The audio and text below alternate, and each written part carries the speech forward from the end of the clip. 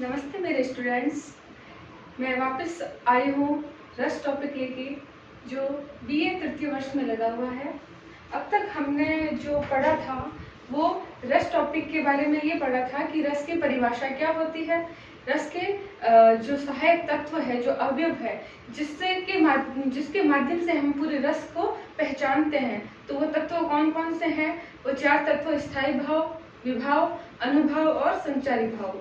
मैंने बताया था आपको विभाव के दो और अंग होते हैं, आलंबन और उद्दीपन। वो स्पष्ट कर दिया था पिछली क्लास में।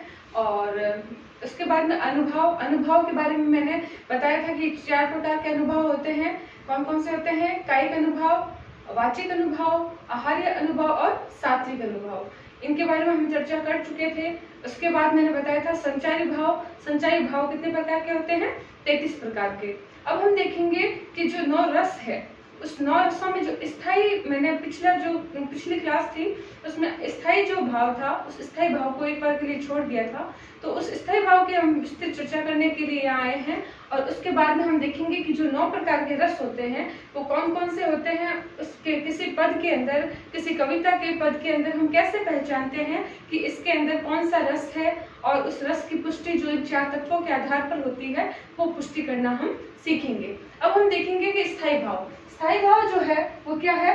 उसका परिभाषा मैंने आपको पहले ही बता दी थी कि हमारे जो मनुष्य है, प्रत्येक मनुष्य के हृदय में क्या होते हैं, कुछ भाव जो होते हैं वो सुषुप्त अवस्था में रहते हैं, जो कि किसी परिस्थिति या कारणवश क्या हो जाते हैं, वो उत्पन्न हो जाते हैं, जागृत हो जाते हैं। और उसके अंदर वो भाव, वो आनंद की अनुभूति, वह आनंद की अनुभूति वो दुख की भी हो सकती है, वह अनुभूति वो सुख की भी हो सकती है, वो दया की भी हो सकती है, वो घृणा की भी हो सकती है।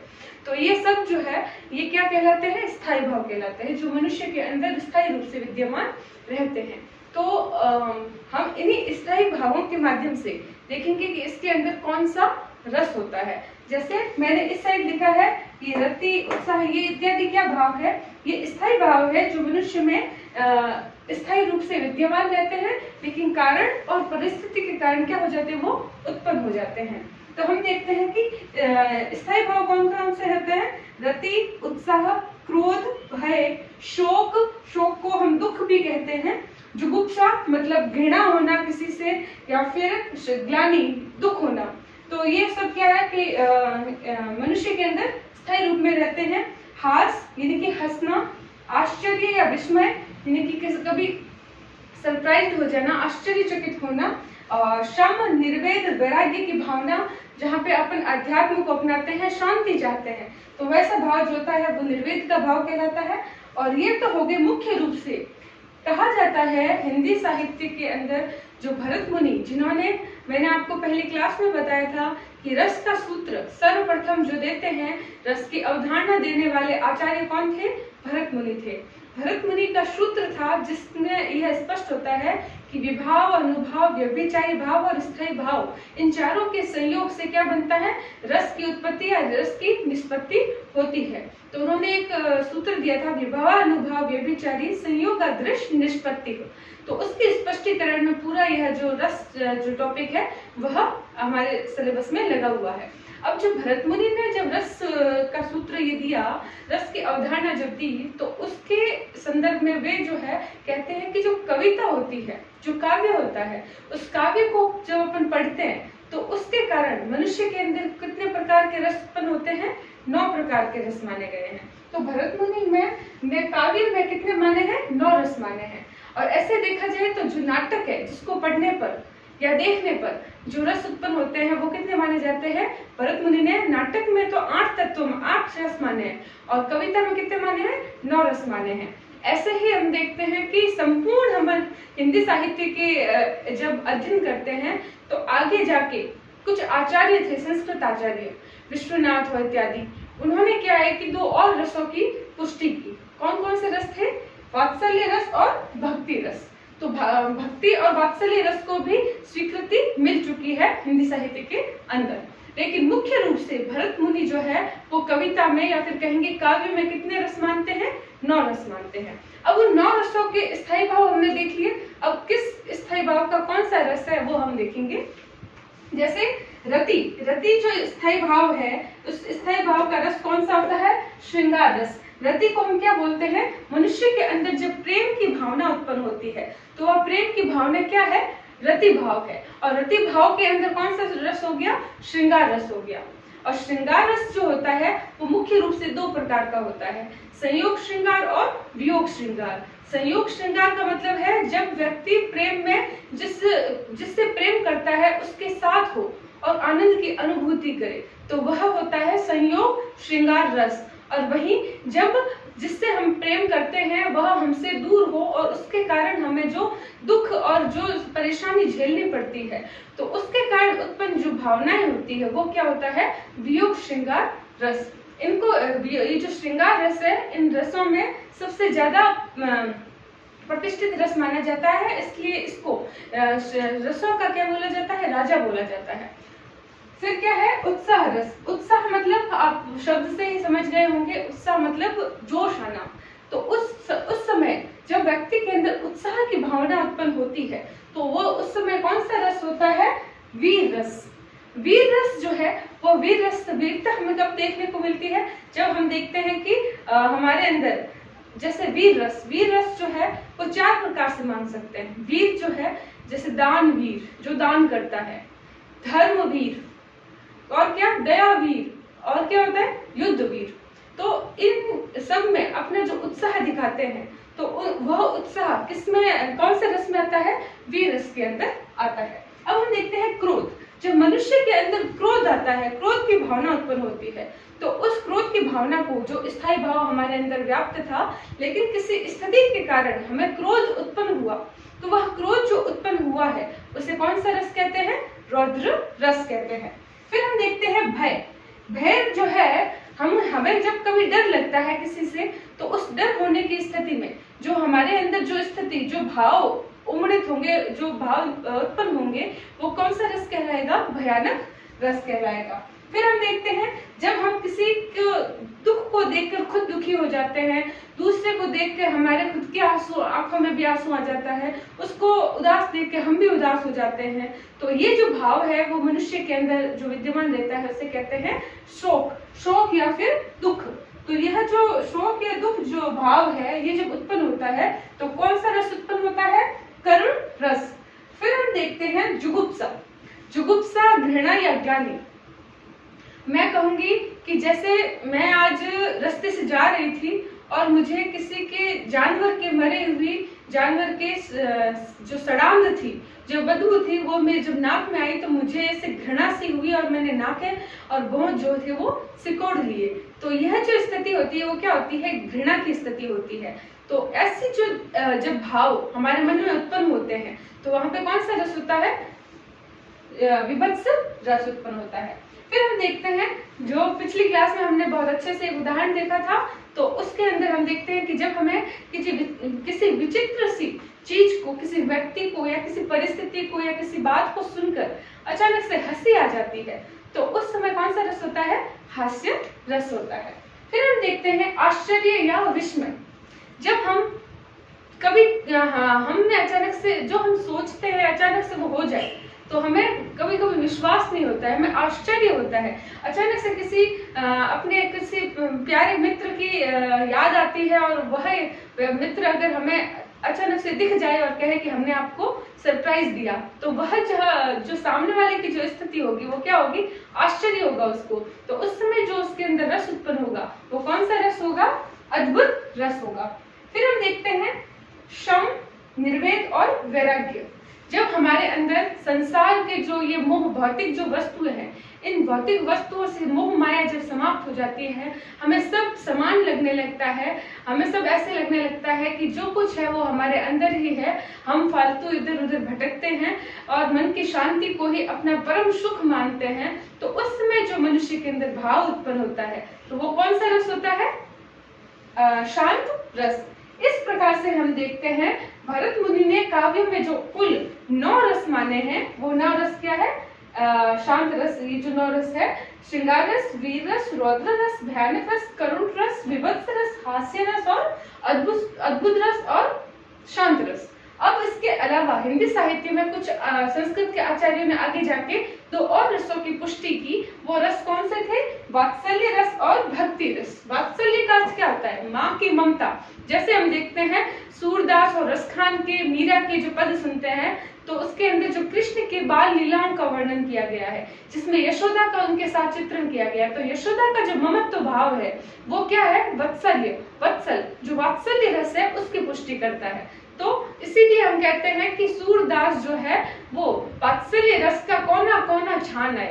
अर्थात क्या है? उनके जो बाल रस का जो चित्रण किया गया बाल कृष्ण का, वो वात्सल्य रस से परिपूर्ण है या फिर भरा हुआ है। और फिर देखते हैं भक्ति रस। भक्ति काल में लिखी गई जितने भी पद है वो भक्ति रस से सराबोर है। तो इस प्रकार हमने देखा हिंदी साहित्य में मुख्य रूप से भरत मुनि 9 रसों की पुष्टि करते हैं काव्य में, और हिंदी साहित्य में आगे चलकर कुछ आचार्यों ने कुल 11 रसों की पुष्टि की है। जब हमारे परीक्षा में इस तरीके का प्रश्न आ जाए कि रस किसे कहते हैं, उन रसों की अवयवों के साथ में पुष्टि सौदारण पुष्टि कीजिए। जब सौदारण पुष्टि करना आ जाए तो जैसे रस की परिभाषा, रस के 4 तत्व या फिर अवयव, उन अवयवों की परिभाषा, ये इसके अंग क्या होते हैं, और इन सब को बताते हुए फिर 1 या 2 रस के उदाहरण सहित स्पष्टीकरण देना है। अगर आपको किसी एक रस के बारे में पूछ ले, जैसे आपका श्रृंगार रस है, श्रृंगार रस एक रसों का राजा कहलाता है, उसकी पुष्टि अगर एक से उसी रस के बारे में पूछा जाए तो भी पूछा जा सकता है टिप्पणी के रूप में, क्योंकि इसके भी क्या भाग है? 2 भाग है, संयोग रस और वियोग रस। तो संयोग रस और वियोग रस के माध्यम से आप पूरे श्रृंगार रस को स्पष्ट कर सकते हैं। अब हम 1-2 रसों के बारे में देखेंगे और आप इसके प्रैक्टिस करना, उदाहरण याद करने की, या फिर किसी पद में हम जब रस पहचानने की कोशिश करते हैं तो वह रस कैसे पहचाना जाता है उसके बारे में हम बात करेंगे। सबसे पहला रस जो है वो हमारे क्या है? श्रृंगार रस है। तो श्रृंगार रस के बारे में हम देखते हैं।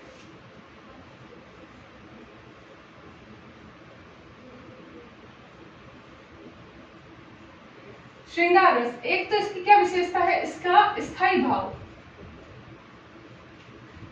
श्रृंगार रस का स्थायी भाव अभी अपन ने देखा क्या था? रति। दूसरा क्या है? रसों का राजा कहा जाता है। तीसरा क्या था?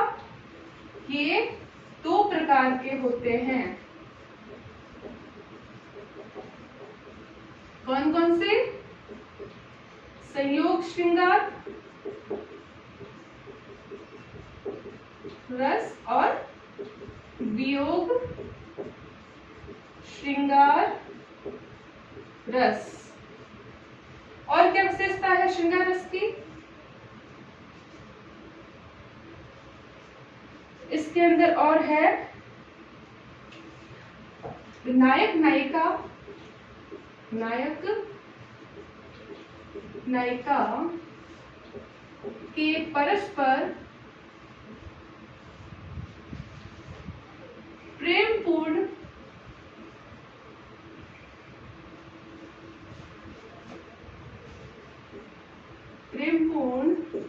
विविध कार्यों से उत्पन्न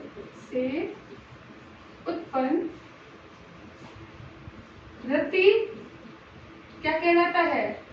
श्रृंगार रस कहलाता है। ठीक है, ये तो हो गई श्रृंगार रस की सामान्य सी विशेषताएं। अब हम एक उदाहरण देखेंगे और उदाहरण के माध्यम से पहचानेंगे उस श्रृंगार रस के उदाहरण में रस के जो अवयव है, 4 अवयव, उन अवयवों की पहचान कैसे होती है। उदाहरण लिखूंगी मैं। राम का रूप निहार जानकी, कंकन के नद की परछाई, याते सबे सुधी भूल गई करटेक रही करटारती नाही।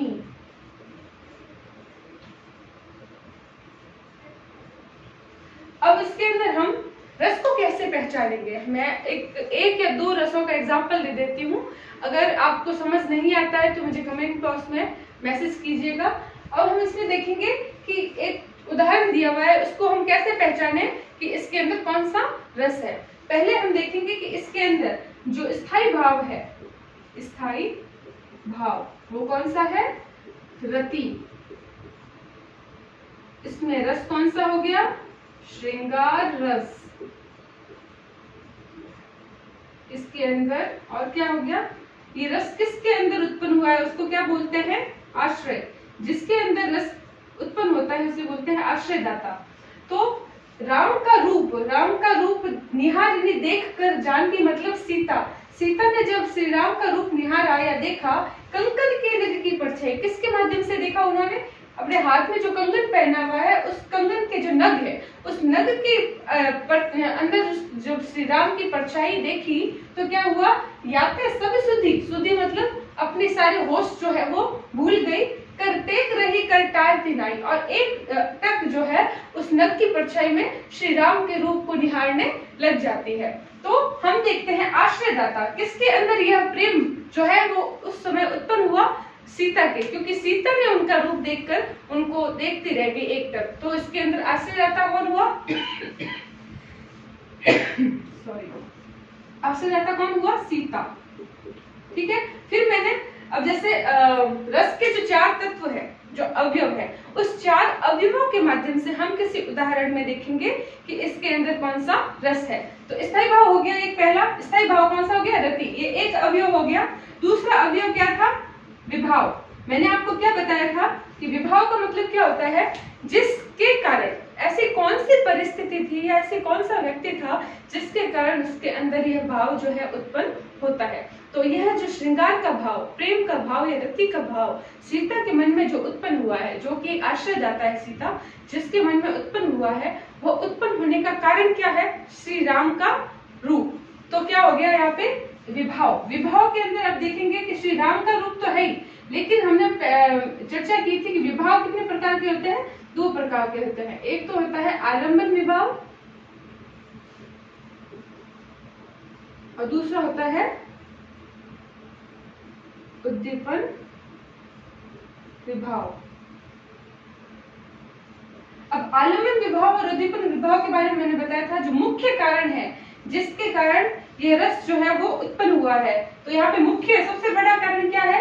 राम का रूप। राम का रूप, जिसके कारण ये श्रृंगार रस उत्पन्न हुआ है।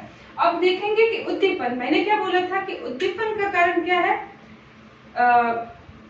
मतलब राम का रूप तो है, उद्दीपन का कारण है कि अन्य और क्या कारण है? अन्य कारण प्रकृति का मनमोहक वातावरण, राम की छवि, उनकी क्रियाएं इत्यादि क्या है? इस रस को उत्पन्न करने में और भी ज्यादा उसका योगदान दे रहे हैं।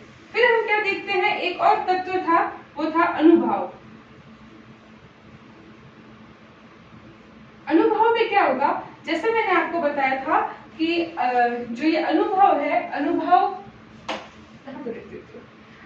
जो है, उस अनुभव में 4 जो अनुभव बताए थे, उस 4 अनुभवों में मैंने बताया था कि कायिक, वाचिक, आहार्य, और आहार्य का मतलब क्या है? वेशभूषा के कारण जो रस उत्पन्न होता है। तो अनुभव के अंदर हम देखेंगे कि सीता का जो प्रतिक्रिया रहती है वो क्या रहती है? जो उस आश्रयदाता जिसके अंदर रस उत्पन्न हुआ है उसके द्वारा जो प्रतिक्रिया रहेगी, उसके द्वारा जो कार्य अब किया जाएगा, वो क्या है? अनुभव है। तो हम देखते हैं कि सीता जब उनको देखती है तो उसका एक टक उसको देखना, तो एक टक देखना,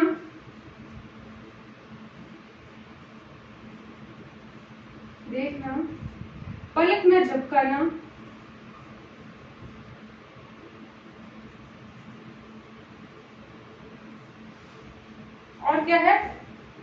सुधि भूलना मतलब सुध बुध भूलना।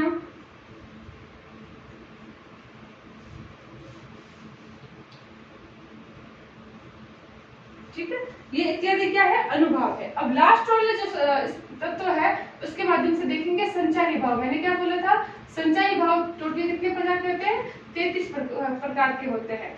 संचारी भाव होते क्या है, ऐसे भाव जो पानी के बुलबुले की भांति होते हैं, जो स्थायी भाव के साथ में उत्पन्न होते हैं और कुछ ही समय बाद में उत्पन्न होकर वापस क्या हो जाते हैं, शांत हो जाते हैं। तो उसे क्या बोलते हैं, संचारी भाव। तो हम देखेंगे कि इसके अंदर जो संचारी भाव है वो क्या है, हर्ष, क्रीड़ा,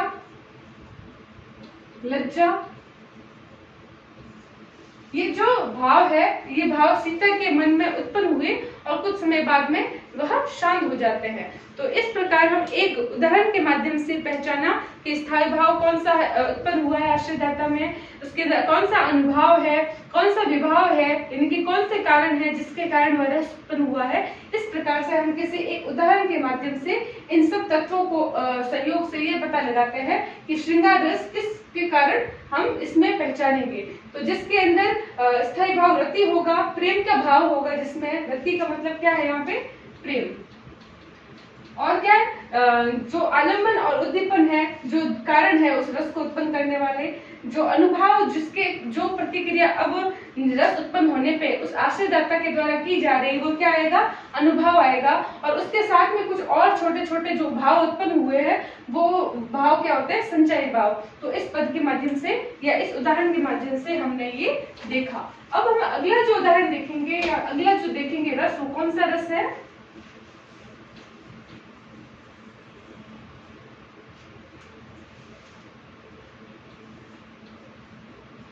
हास्य रस। हास्य रस की विशेषताएं क्या है, पहला इसका स्थायी भाव, स्थायी भाव कौन सा है, हास। दूसरा हास रस जो है वो किन परिस्थितियों में उत्पन्न होता है, किसी विचित्र सी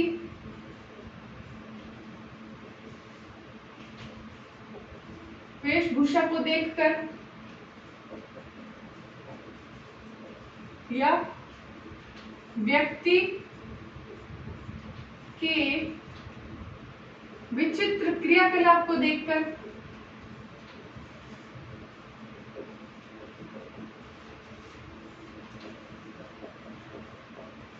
या किसी विचित्र सी वेशभूषा को देखकर, व्यक्ति के विचित्र क्रियाकलाप को देखकर या कही गई हास्यास्पद बातों से जब व्यक्ति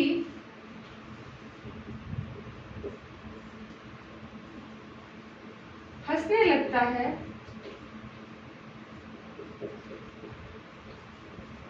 तो वहां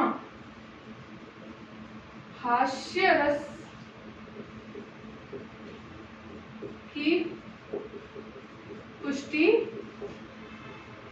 होती है।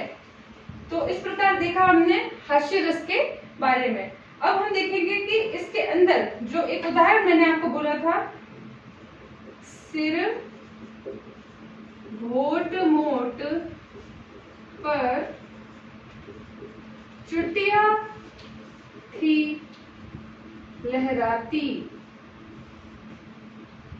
थी, तौंद लटक कर घुटनों को छू जाती, जब चाल चले मटक मटक कर, हंसी थी भारी, देखकर हो गए लोटपोट सब नर नारी, सब नर नारी। तो ये क्या है, हास्य रस का उदाहरण है। अब हम देखेंगे हास्य रस के इस उदाहरण में जो रस के जो तत्व है, अवयव है, उसके माध्यम से हम इस उदाहरण में कैसे जानेंगे कि इसके अंदर आश्रयदाता कौन है। स्थायी भाव, स्थायी भाव तो हमने पहले ही देख लिया था कि इसका स्थायी भाव क्या है, हास है। ठीक है, रस तो हम देख चुके हैं, हास्य रस है। आश्रयदाता इसमें कौन है,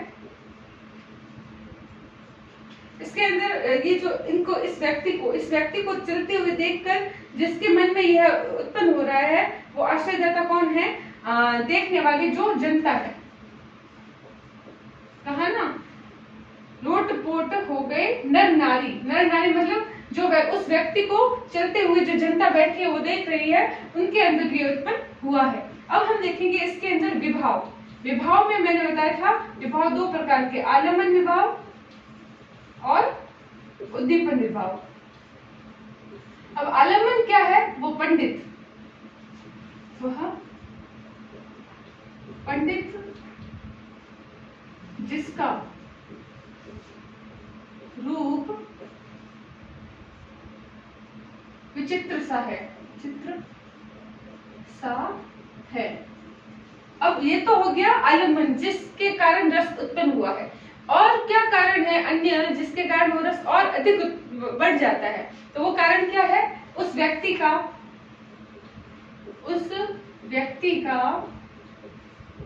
मटक मटक कर चलना, मटक मटक कर चलना क्या, और उसकी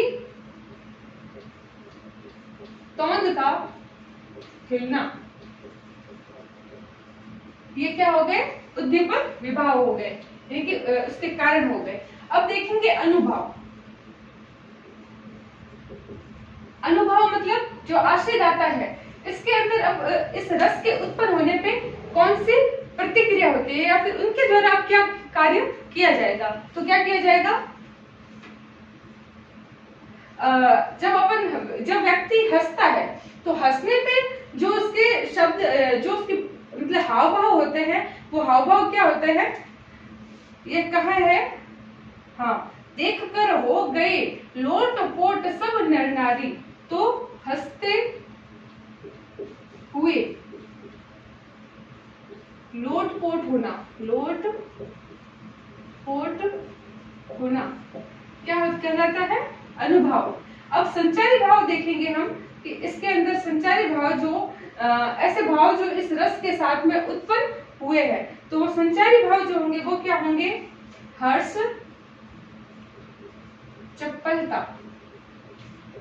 ये क्या है, इसके संचारी भाव है। इस प्रकार हमने हास्य रस का देखा, स्थायी भाव हास, आश्रयदाता जनता यानी कि देखने वाली जनता, विभाव आलम्बन विभाव में पंडित का विचित्र सा आकार और उसका मटक मटक कर चलना और तोंद का हिलना, तथा अनुभव देखते हैं कि हंसते हुए जो व्यक्ति लोटपोट हो रहे हैं, कोई पेट को पकड़ रहा है और हंस रहा है, मुंह को ढक रहा है, तो ये सब जो प्रतिक्रिया है वो क्या कहलाएगी, अनुभव कहलाएगी। और संचारी भाव में क्या आएगा, हर्ष और चपलता। इस प्रकार हमने रस के दो प्रकार देख लिए हैं।